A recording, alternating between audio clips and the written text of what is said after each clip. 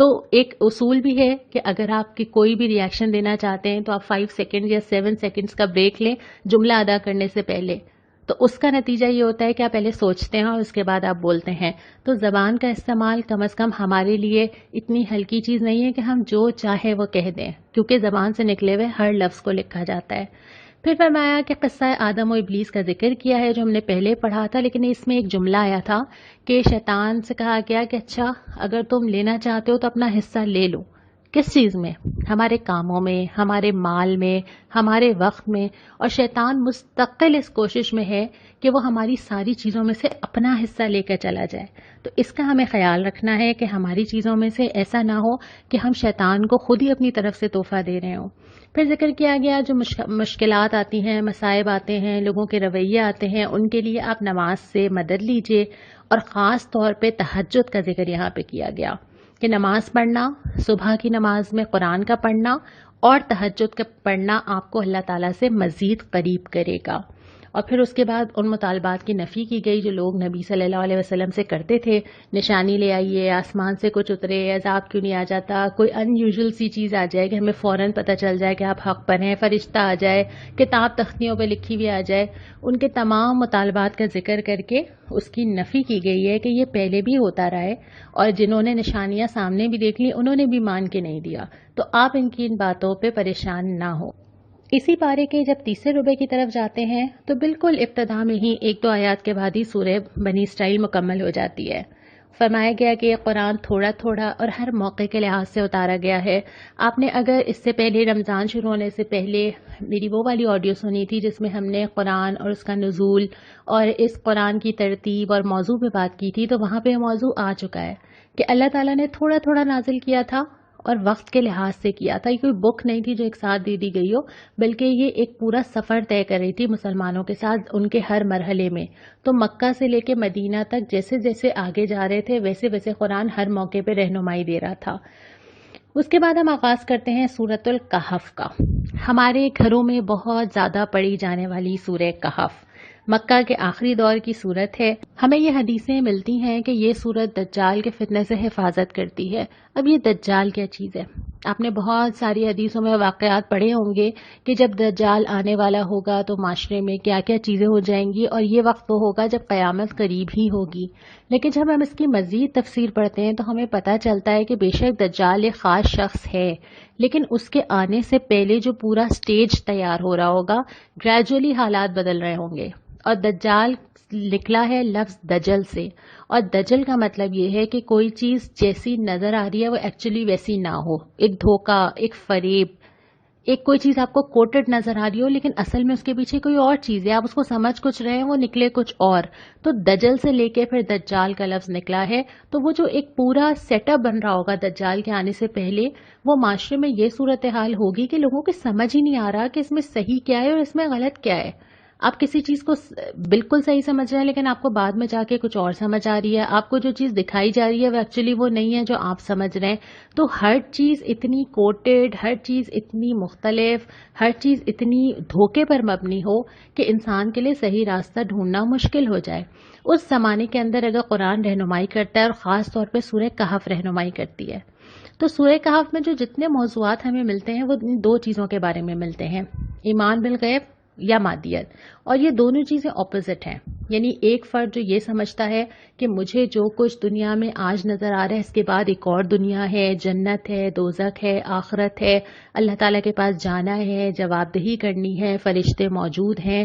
اور ایک شخص وہ ہے جس کو یہ نظر آ رہا ہے کہ جو مجھے نظر آ رہا ہے، جو میں فیل کر سکتی ہوں، جو میں اس وقت استعمال کر سکتی ہوں، بس یہی ہے دنیا. یہ دونوں چیزیں بالکل ڈفرینٹ نفسیات بناتی ہیں. اور یہ دونوں پرسنالٹیز اتنی الگ ہوتی ہیں، ان کے عقائد ڈفرینٹ ہوں گے، ان کے اعمال ڈفرینٹ ہوں گے، یہ جو باتیں کریں گے وہ مختلف ہوں گی، اخلاق کے جو پیمانے ہوں گے، جو پریورٹیز ہوں گی وہ ڈفرینٹ ہوں گی، ترجیحات مختلف ہوں گی، کیا جمع کرتے ہیں، کہاں وقت لگاتے ہیں، کہاں جاتے ہیں، کس چیز کو اوپر رکھتے ہیں، کس چیز کو نظر انداز کر دیتے ہیں. سارے پیمانے چینج ہو جاتے ہیں انسان کے عقیدے کی وجہ سے. اور کبھی کبھی یہ عقیدہ کہنے میں بھی نہیں ہوتا. بہت سارے لوگ ایسے ہوں گے جو کہیں گے کہ نہیں، میں دنیا نہیں، مجھے تو آخرت کی تیاری کرنی ہے. لیکن وہ پتہ چل جاتا ہے آپ کی ان ساری چیزوں سے کہ آپ کی یہ ساری چیزیں، اعمال، گفتگو، اخلاق، ترجیحات جن کا میں نے ذکر کیا وہ کہاں ہیں. جہاں آپ کا مال خرچ ہو رہا ہے، جہاں آپ اپنا وقت دے رہے ہیں، جہاں آپ بیٹھ رہے ہیں، جو چیز آپ جمع کر رہے ہیں وہ بتاتی ہے نا کہ آپ ان دونوں میں سے کس کے اندر ہیں. آپ آخرت پہ یقین کرنے والے ہوں گے تو آپ کی یہ ساری چیزیں اسی رخ پہ ہوں گی، اور اگر آپ مادیت یا دنیا پہ یقین کرنے والے ہوں گے تو آپ کی یہ ساری چیزیں اسی کے اوپر ہوں گی. اور پھر اس کے اثرات پڑتے ہیں معاشرے کے اوپر، خود فرد پہ بھی پڑتے ہیں، لوگوں پہ بھی پڑتے ہیں، اور معاشرے کے اوپر بھی پڑتے ہیں. اسی لیے اللہ تعالیٰ ان چیزوں کو چیک کرنے کے لیے مختلف آزمائشیں لاتا ہے، اور اس میں پھر وہ چھانٹتا ہے. ہم بھی تو چھانٹتے ہیں نا، ہمارا فرینڈ سرکل بہت سارا ہوتا ہے، ہمیں بچپن میں لگتا ہے ساری دنیا میری دوست ہے، پھر ہم بڑے ہوتے جاتے ہیں، وہ سرکل محدود ہوتا جاتا ہے، مشکل وقت آتے ہیں، لوگوں پہ ٹرسٹ کرتے ہیں، دھوکے کھاتے ہیں. آہستہ آہستہ ہمیں پتہ چلتا ہے، اور ایک ٹائم زندگی کا ایسا آتا ہے کہ اگر آپ کے پاس 2 سے 3 اچھے دوست مخلص موجود ہیں تو اللہ تعالیٰ کی بہت بڑی نعمت ہے.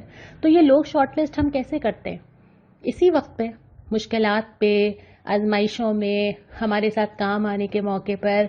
تو اللہ تعالیٰ بھی اپنے لوگوں کو شارٹ لسٹ کرتا ہے، اللہ تعالیٰ چھانٹتا ہے ان طریقوں سے.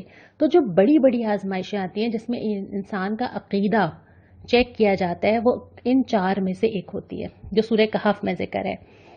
ایک تو یہ کہ انسان کا عقیدہ کتنا مضبوط ہے، اس کا یقین کیا واقعی اس کے دل میں راسخ ہے. دوسری بات یہ کہ اس کا مال جس سے اس کو بہت محبت ہے. تیسری بات یہ کہ اس کا علم اس کو کہاں لے کے جا رہا ہے. چوتھی بات یہ کہ جب اس کو طاقت حاصل ہو جائے تو پھر وہ کیا کرتا ہے. تو سورہ کہف میں یہ سارے جتنے واقعات ہیں کہانیوں کی شکل میں ہیں، لیکن ان ساری آزمائشوں کے بارے میں ہیں. تو ہم ایک ایک واقعہ لیتے چلے جائیں گے اور اس پہ غور کرتے چلے جائیں گے. پھر اس کے بعد یہ بھی اس صورت کے اندر آیا کہ اگر تم ایسے لوگوں کو پہچاننا چاہو جو دنیا حاصل کرنا چاہتے ہیں تو تمہیں نظر آئے گا کہ وہ 2-3 پرومیننٹ چیزیں ہوں گی ان کے اندر. ایک تو یہ کہ دنیا کی طرف جھک رہے ہوں گے، دنیا حاصل ہو جائے، یہ لے لوں، یہ جمع کر لوں، یہ رکھ لوں. پھر یہ کہ اللہ سے غافل لوگوں کے پیچھے چلیں گے، ایسے لوگوں کی طرف جائیں گے جو کہ اللہ سے انکار کی طرف جاتے ہیں، گناہ کے راستے پہ چلتے ہیں. انسان جن لوگوں کو پسند کرتا ہے نا، آٹومیٹکلی وہ ان کے ساتھ جڑتا ہے. یہ جو ہمارے واٹس ایپ گروپ بنتے ہیں، یا جو ہم فیس بک کے پیجز لائک کرتے ہیں، یہ جو ہم محلے میں گروپس میں بیٹھتے ہیں، باتیں کرتے ہیں، ہم خود بخود اپنے جیسے لوگوں کو ڈھونڈتے ہیں اور اٹریکٹ ہوتے ہیں. تو ہم اپنے سرکل ویسے ہی جمع کرتے ہیں نا اپنے آس پاس جن کے ساتھ ہم باتیں کرتے ہیں. تو سرکل کون سا ہے ہمارا؟ پھر اس کے بعد خواہش نفس کی پیروی کرتے ہیں. ہم نے اس پہ کل بہت بات کر لی تھی، آج نہیں کرتے. افراط و تفرید کا راستہ اختیار کرتے ہیں. کوئی بیلنس اور کوئی عدل نہیں ہے، ایک طرف جھکے تو بہت ہی زیادہ جھک گئے. تو یہ بھی ان لوگوں کی ایک نشانی ہوتی ہے. اس کے بعد پھر اصحاب کہف کا پورا قصہ بتایا جاتا ہے، اور اس میں یہ بھی فرمایا جاتا ہے کہ ڈیٹیلنگ میں جانے کی ضرورت نہیں ہے. نوجوان تھے، ان کے ساتھ ان کا کتا تھا، کل کتنے لوگ تھے اس سے فرق نہیں پڑتا. ایمان کا اعلان کیا، ینگ تھے، یوتھ میں تھے، اور اللہ تعالیٰ کو اتنے پسند آئے کہ اللہ تعالیٰ نے مجھے آپ کو پڑھانے کے لیے قصہ قرآن میں لکھ دیا. تو وہ ینگ تھے، عقیدے پہ بات آئی، اپنے آپ کو محدود کر لیا غار کے اندر، کیسے اللہ تعالیٰ نے ان کو اتنا عرصہ سلایا، کیسے اٹھایا، وہ پورا واقعہ سنایا جاتا ہے. میں اس لیے نہیں سناؤں گی کہ آپ شوق میں خود سورت کھول کے وہ واقعہ پڑھیں. ان کو اللہ تعالیٰ نے عقیدے سے آزمایا کہ اعلان تو کر دیا ایمان کا، اب جب سامنے سے مشکلات آئیں گی، آزمائش آئے گی، لوگ منع کریں گے، لوگ پتھر ماریں گے، تو پھر اس عقیدے پہ جمنا کتنا مشکل کام ہے.